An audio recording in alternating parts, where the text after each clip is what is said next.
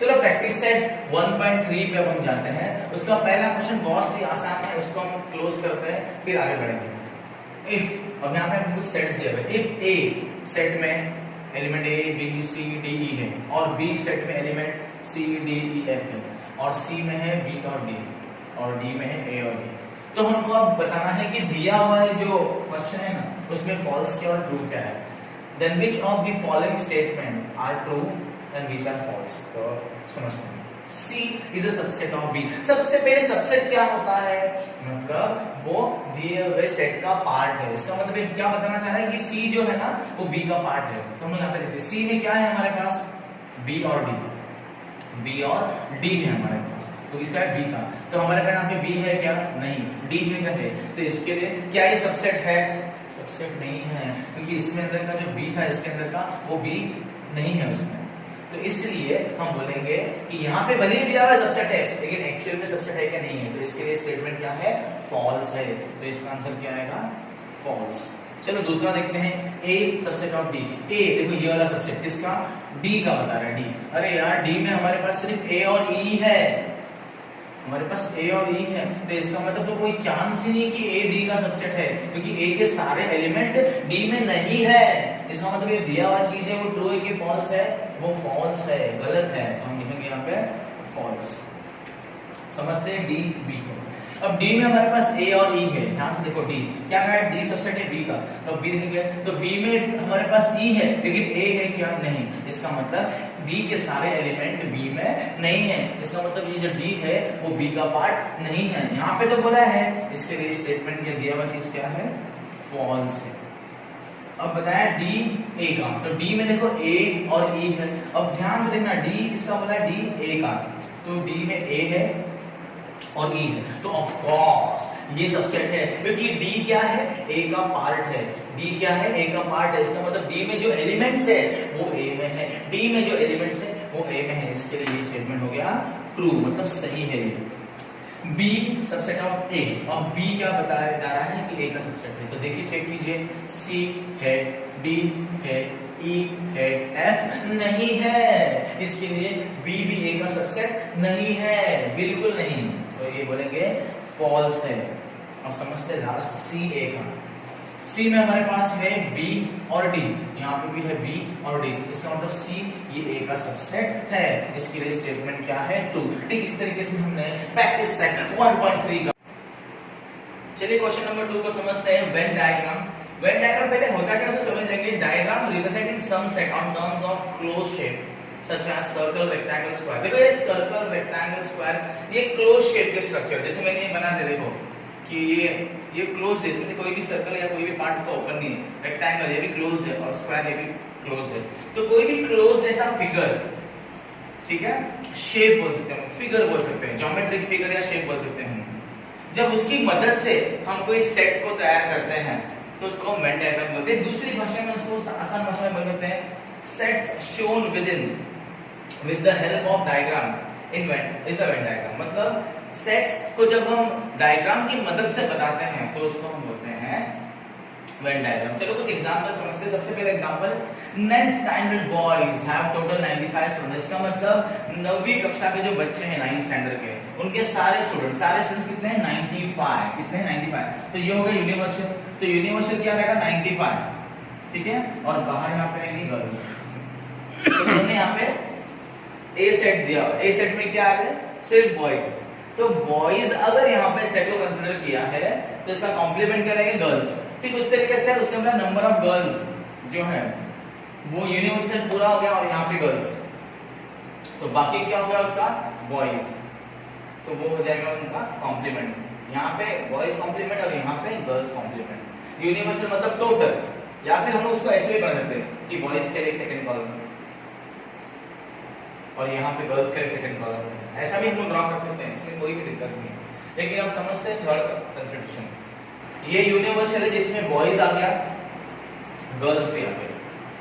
अब कुछ केस कैसा होता है हम लोग दूसरे एग्जांपल में समझते हैं कि यूनिवर्सल होता है, जैसे कि ये 1 से लेके 9 और ये 6 से लेके 12, तो इसमें यूनिवर्सल क्या रहेगा, 1 to 12, ये हो गया इसका यूनिवर्सल। तो 1 to 12 इस डब्बे के अंदर आना चाहिए, मतलब वो यूनिवर्सल हो गया, अब ध्यान देते हैं कि इंटरसेक्ट क्या है। इंटरसेक्ट मतलब सेट ए और सेट बी वो दोनों में कॉमन रहेगा। सेट ए क्या है 1 2 3 4 5 6 7 8 9 6 7 8 9 6 7 8 9। देखो ये क्या है सेम है, इसके लिए इसको क्या बोलते हैं इंटरसेक्शन। ए इंटरसेक्शन बी क्या है 6 7 8 9। तो वो कहां पे आएगा ये दो सेट के बीच में। देखो ये दोनों सेट के अंदर आ रहा है, दिख रहा है ऐसा, तो इसको बोलते हैं दोनों सेट के बीच में है, तो ये है उनका इंटरसेक्शन। अब ये हो गया ए का, ये हो गया बी का, ये हो गया इंटरसेक्शन। अगर मैं ए कॉम्प्लीमेंट ढूंढूंगा तो बी आ जाएगा, और बी कॉम्प्लीमेंट ढूंढूंगा तो ए आ जाएगा।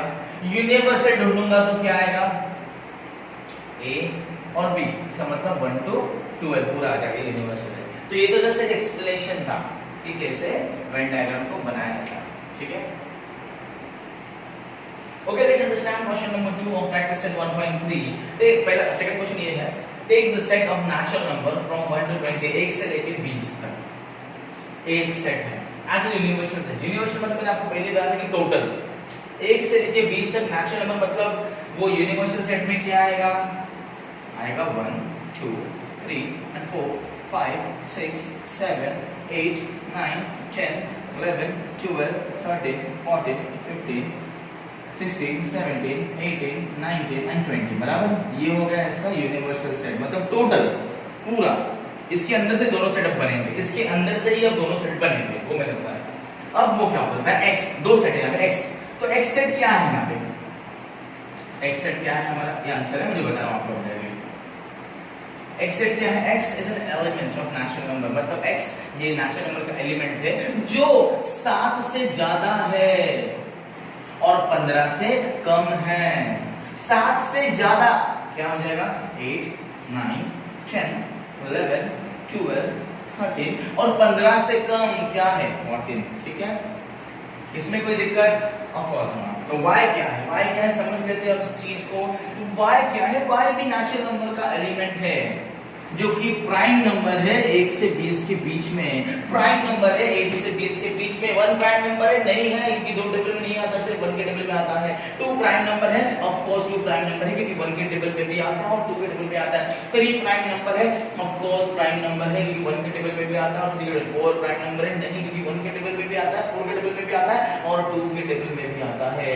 क्या 5 प्राइम नंबर है, ऑफ कोर्स प्राइम नंबर है क्योंकि 5 के टेबल में 1 के टेबल में आता है, 2 के टेबल में आता है। 6 है नहीं है, 7 है हाँ है, 8 है नहीं है, 9 है नहीं है, 10 है नहीं, 11 ऑफ कोर्स है क्योंकि 11 भी 1 और 11 के टेबल में ही आता है। 12 नहीं है, 13 है, 14 नहीं है, 15 नहीं है, 16 भी नहीं है, 17 है, 18 नहीं है, 19 है और ठीक इसी तरीके से हमारा y सेट भी बन गया। अब हमें करना क्या है, इसके सेट्स बनाने हैं तो हम एकदम इजीली बना सकते हैं। मैंने आपको क्या बोला था यूनिवर्सल, यूनिवर्सल मतलब टोटल, राइट। टोटल क्या है नेचुरल नंबर्स, ठीक है। तो यूनिवर्सल का पहला जो बॉक्स रहेगा वो कुछ ऐसा बनेगा, देख लीजिए सब लोग, देख लीजिए प्लीज, ये यूनिवर्सल है, ओके। इसका पहला सेट x, x में क्या क्या है हम देख लीजिए यहाँ पे बेटा। x में क्या क्या है, x में है 1 2 3 4 5 6 7 सॉरी एक्सक्यूज मी, x में क्या क्या है 8 9 10 11 12 13 14। तो 8 में है 8 9 10 11 12 13 and 14, ठीक है। ये बन गया पहले आंसर। दूसरा हमको y वाला बताना, तो y में भी ऐसे कुछ होगा, ठीक है। हम लोग लेंगे यहाँ पे ऐसा और ये बन जाएगा y का। y में क्या क्या है 2 3 5 7 लिख लेते हैं यहाँ पे 2 3 5 7 और क्या है अपने पास 11 13 17 11 13 17 और ऑफ कोर्स 19, ठीक है। तो ये बन गया y। अब हमको आगे क्या लेना है, हम क्लियरली बताते हैं। अभी सबसे इंपॉर्टेंट चीज, सबसे पहले हमको ये देखना है कि यहाँ पे इंटरसेक्शन क्या है, x और y में इंटरसेक्शन क्या है। आप अगर ध्यान से देखोगे तो ये 11 इंटरसेक्शन है क्योंकि 11 दोनों में आता है, दोनों में आता है। 13 इंटरसेक्शन है क्योंकि दोनों में आता है, राइट। अब हम लोग एक ऐसा सेट बनाएंगे जिसमें ये दोनों आएगा, ओके। तो सबसे पहले हम लोग बनाएंगे x। तो x में देखो क्या क्या आता है, पहले ध्यान से देख लेंगे। x में आता है अपना 8 9 10, ओके, 10 11, ठीक है, फिर 12 13 एंड 14 हम लोग ऐसा लिखते हैं, ठीक है। और अब अपने को y में क्या आता है, थोड़ा y में देख लेते हैं क्या आता है। y में अपने पास आता है 2 3 5 7 11 13 17 19। तो ये हो गया इसका इंटरसेक्शन। क्या होगा इंटरसेक्शन मतलब x इंटरसेक्शन y यदि मैं करूं तो आंसर क्या आना चाहिए 11 और 13। ठीक इसी तरीके से ये आंसर पूरी तरीके से फुल फ्लेश्ड है और यही इसका आंसर है। समझ में आया? देखो बहुत ही आसान था। सबसे पहले मैंने x का बनाया, फिर बाद में y का बनाया, बाद में मैंने दोनों को एक ही कॉलम में एक ही इसके अंदर डाला, डायग्राम के अंदर डाला। तो पहले x का और y का, लेकिन ये दोनों में जो कॉमन आ रहा था, जो इंटरसेक्शन सेट था, वो क्या था? वो था 11 और 13। 11 और 13 का इसके लिए देखो ये इस सर्कल में भी आता है और ये इस सर्कल में भी आता है, क्योंकि ये दोनों में आता है, इंटरसेक्शन है, दोनों में आता है, इसके लिए उसको इंटरसेक्शन हम ऐसा बोलते हैं। चलो बढ़ते हैं अपने थर्ड क्वेश्चन की तरफ। अंडरस्टैंड करना है सबसे पहले। अब यहाँ पे U मतलब यूनिवर्सल सेट क्या है? 1 2 3 7 8 9 10 11 12 बराबर। और यहाँ पे जो दूसरा सेट दिया है P वो है 1 3 7 10 राइट।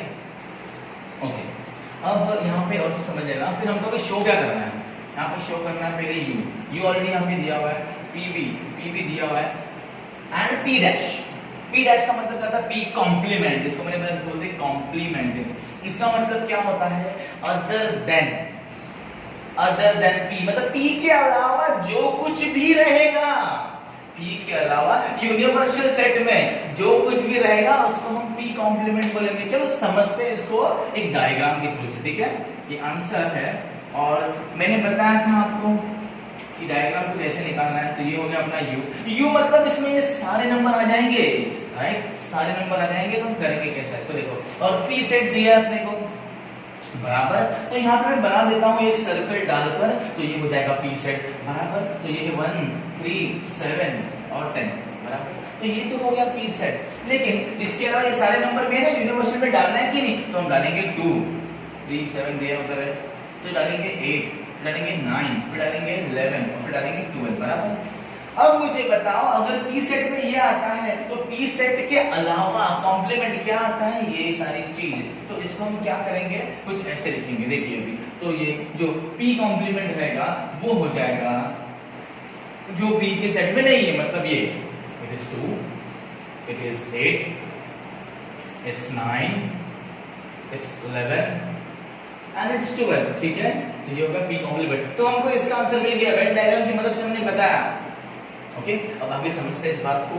P कॉम्प्लीमेंट का कॉम्प्लीमेंट क्या है? सीधी बात है, अगर P कॉम्प्लीमेंट ये है तो P कॉम्प्लीमेंट का कॉम्प्लीमेंट क्या रहेगा? P is equal to P of course, right? तो हम लोग यहाँ पे इसको वेरीफाई करते हैं। सेकंड क्वेश्चन समझते हैं यहाँ पे। देखिए if P complement is equal to 2 8 9 it's 9 11 and 12, then P complement का complement will be left out elements from universal set। तो लेफ्ट आउट कॉम्प्लीमेंट्स क्या है उसमें? अपने पास लेफ्ट आउट क्या क्या है? वही है जो P है 3 7 and 10 और 1 3 7 and 10 क्या है? It is nothing but P is equal to 1 3 7 and 10। तो हम लोग बोल सकते हैं from 1 and from 2 we can do। so from 1 and 2 ये इसको 2 पकड़ेंगे, sorry, we can say that P complement would be P। okay is that clear? बहुत आसान था यार, एकदम सिंपल। चलो बढ़ते हैं क्वेश्चन नंबर 4 की तरफ, जो कि बहुत ही इजी है।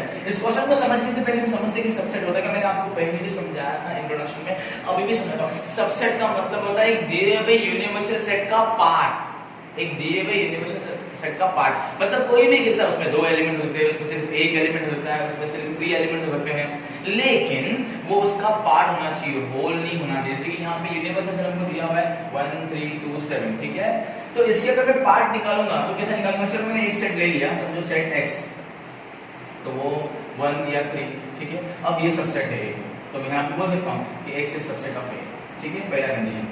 दूसरा हमको ऐसे 3 सेट बनाने, दूसरा क्या हो सकता है, चलो मैं लेता हूँ y, तो y सेट में ले लेता हूँ 2 और 7, तो हो जाएगा y is subset of a यहाँ पे वापस। तीसरा कंडीशन क्या हो सकता है, कुछ भी ना एक नंबर लोगे तो भी वो सेट तो बनता ही है, राइट। हम ले लेते हैं b, ठीक है। चलो मान लो यहाँ पे कि मैंने इसको ले लिया सिर्फ 1, तो यहाँ पे क्या हो जाएगा, b is subset of a। एकदम आसान होता है ना, एकदम आसान। वो 3 चेन में आपको 4-5 दे देता हूँ, ठीक है। अभी दूसरा हम क्या ले सकते हैं, चलो मान लो कि ले लिया मैंने सी सेट में कुछ भी डाल सकते हैं, क्या डालेंगे, चलो डाल दो 7 और डाल दो 1, ठीक है। तो ये भी एक सेट बन गया, तो सी सबसेट ए डालते हैं लास्ट फिफ्थ वाला, ठीक है। अब लेते हैं डी, ले लो, चलो डी का सबसेट लेता हूँ, सिर्फ डाल दो 7, ठीक है, इट्स फाइन। क्योंकि हम लोग कैसा देखो ये सब ये बड़े बड़े सेट का पार्ट है, 7 इसका पार्ट है, you know like 7 and 1 भी इसका पार्ट है, you can say 1 and 3 भी इसका पार्ट है, 2 and 7 भी इसका पार्ट है। तो इस तरीके से ये सब क्या हो जाते हैं, सबसेट हो जाते हैं ए बी, ठीक है। तो they were asking for 3, I give you 5, इसमें से और भी बहुत कुछ निकलेगा। Even just single 7 is a set, even just single 2 is a set, even set 3 is a set, 3 2 is a set, 2 7 is a set, 1 3 is a set, 1 7 is a set, बहुत सारे subset बनेंगे इसके, ठीक है। चलो बढ़ते हैं पांचवें प्रश्न की तरफ, फिफ्थ क्वेश्चन की तरफ। क्वेश्चन नंबर 1 हमको बताया right the subset of the relationship between the sets. बिल्कुल, इसमें हमको क्या बताना है कि कौन सा किसका सबसेट है। अभी यहाँ पे ध्यान देखिए, पहला सेट क्या है, ये पी ऐसा सेट है जिसमें सारे रेसिडेंट्स पुणे के आ जाते हैं, कहाँ के, पुणे के। अब दूसरा है एम सेट, ये एम सेट क्या है, इसमें सारे रेसिडेंट्स मध्य प्रदेश के आ जाते हैं। बाद में आई सारे रेसिडेंट्स इंदौर के आ जाते हैं, और बी जिसमें सारे रेसिडेंट्स इंडिया के आ जाते हैं। बाद में एच जिसमें सारे रेसिडेंट्स महाराष्ट्र के आता है। अभी सबसे पहले आपके दिमाग में एक चीज होना चाहिए कि ये जो सारे जगह है जैसे पुणे, एमपी, इंदौर, महाराष्ट्र, ये किसके अंदर आता है, तो ये आता है इंडिया के अंदर। इसके अंदर आता है इंडिया, ठीक है। तो अगर एक्सक्यूज मी, ये अगर इंडिया के अंदर आता है तो सबसे पहला प्रश्न क्या होता है कि ये जो इंडिया है ना, ये एक ऐसा सेट है जिसको हम यूनिवर्सल सेट बोल सकते हैं। क्या बोल सकते हैं, यूनिवर्सल सेट। इसके लिए सेकंड क्वेश्चन क्या पूछा, which set can be the universal set for the above. तो हम सेकंड क्वेश्चन का पहले आंसर ढूंढ लिए कि वो क्या है, इंडिया, मतलब बी। तो हम बोल सकते हैं यहाँ पे पहले मैं फर्स्ट का आंसर लिख देता हूँ। पहला क्या, पी, ये पुणे किसके अंदर आता है, पुणे एमपी के अंदर आता है, आता है क्या, नहीं। इंदौर के अंदर, नहीं। महाराष्ट्र, ऑफ कोर्स महाराष्ट्र के अंदर वो आता है, तो इसके लिए हम P बोलेंगे, सबसेट है ये P। ये जो पुणे है किसका सबसेट होगा, महाराष्ट्र, मतलब M का। चलो सेकंड समझते हैं अब MP किसके अंदर आता है, MP किसके अंदर आता है, MP अब जो है ये आएगा डायरेक्टली इंडिया के अंदर, राइट, इंडिया के अंदर ऑफ कोर्स आएगा। तो ये MP को हमने क्या बोला, M। तो M क्या है, ये सबसेट है किसका, इंडिया, मतलब B का। और एक बात मैं बता दूं कि यहाँ पे हर एक इंडिया का सबसेट है, इसके लिए वो फर्स्ट वाला में लिख दो, P is also subset of B। आते हैं थर्ड, इंदौर किस में आता है, Indore comes in MP, right, Indore comes in MP, ठीक है बॉस।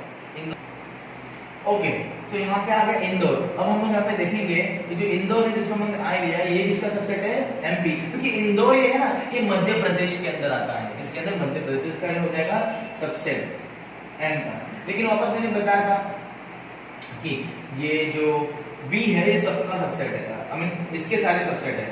तो आई हो गया बी का भी सबसेट। अब आते हैं सिक्स्थ की तरफ, इंडिया किसका सबसेट है, इंडिया किसी का सबसेट यहाँ पे है ही नहीं। इंडिया तो यूनिवर्सल है, मतलब बी है यूनिवर्सल। एच महाराष्ट्र किसके अंदर आता है, ऑफ कोर्स इंडिया, तो महाराष्ट्र को हमने दिया हुआ है एच, ये हो गया सबसेट किसका, इंडिया का।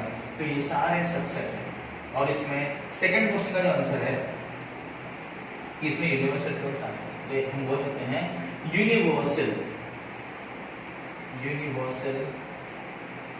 Set is be here, India. और रीजन क्या देंगे हम लोग, because this all sets come in India. Thank you. चलिए बढ़ते हैं क्वेश्चन नंबर 6 की तरफ। बहुत ही इंटरेस्टिंग क्वेश्चन है, इसको समझना बहुत ही जरूरी है। मतलब समझते हैं, which set of the number could be the universal set for the set given below। मतलब यहाँ पे बहुत सारे सेट्स हमें दिए हुए हैं, इनके ऐसे कौन से सेट है जो इनके यूनिवर्सल सेट बन सकते हैं। तो यहाँ पे सबसे पहले जो हमको दिया हुआ है ए, देखो ए क्या है, सेट ऑफ मल्टीपल्स ऑफ 5, तो हम लोग यहाँ पे लिख सकते हैं ये क्या है 5, 10, 15, 20 and it goes on and on, ठीक है। ठीक उस तरीके से हमको बी के बारे में कहा है मल्टीपल ऑफ 7, तो ये क्या हो जाएगा, it's like 7, 14, 21, 28 and it goes on and on, मतलब पूरा जितने भी मल्टीपल्स होते हैं। फिर हमें सी के लिए कहा गया है मल्टीपल ऑफ 12, यू नो, तो 12 में क्या है, 12 का 12, 24, 36, 48 and it goes on and on, ठीक है। यहाँ पे ये चीज समझा। अब इसका यूनिवर्सल सेट हो क्या सकता है, सीधी बात, कोई टेंशन ही नहीं है यहाँ पे। वो क्या हो सकता है, समझते हैं अभी। 5 के टेबल में सारे 5, 10, 15, 20 आते हैं, 7 के टेबल ये सारे नंबर आते हैं, तो नेचुरल नंबर हो सकता है उसके अनुसार, नेचुरल नंबर, क्यों, natural number can be a universal set. A reason Q, as it starts with 1, ठीक है। तो आंसर क्या हो जाएगा 1, 2, 3, 4, 5 एंड गोज ऑन। तो नेचुरल नंबर इनका यूनिवर्सल सेट हो सकता है, ठीक है। दूसरा, सेकंड, इसका होल नंबर क्या है, can be a universal set, okay, as it starts with 0, ठीक है। तो ये हो जाएगा 0, 1, 2, 3, 4 एंड गोज ऑन, ठीक है। तो ये भी हो सकता है, तो नेचुरल नंबर होता है, होल नंबर हो सकता है, इंटीजर्स भी हो सकता है, नंबर लाइन, ठीक है। तो थर्ड हम बोल सकते हैं it can be integers can be a universal set, क्यों, बिकॉज इंटीजर्स क्या होते हैं, -1, -3, -2, -1, 0, 1, 2, 3 ऐसा, ठीक है। मतलब इंटीजर्स नेगेटिव पॉजिटिव नंबर का क्वेश्चन, इसके लिए जो फर्स्ट क्वेश्चन है इसका यूनिवर्सल सेट क्या होगा, can be n, w and i. n stands for natural number, w stands for whole number and I stands for integers, ठीक है। तो ये, और ऑफ कोर्स जो सेकंड वाले क्वेश्चन के लिए भी वही है, क्योंकि मल्टीपल ऑफ 4 मतलब क्या आएगा, देखिए मल्टीपल ऑफ 4 मतलब ये आएगा 4, 8, 12, 16 गोज ऑन। और यहाँ पे क्या है, excuse me, t is a set of all even numbers, ठीक है। तो वो जो इवन नंबर्स है 2, 4, 8, 6 एंड गोज ऑन, तो ये भी सारे किसके सेट से, तो ultimately natural numbers, whole numbers and integers ये बन जाते हैं ये universal set. That's it, last question आपको ट्राई करेंगे घर पे। Thank you so very much, God bless you.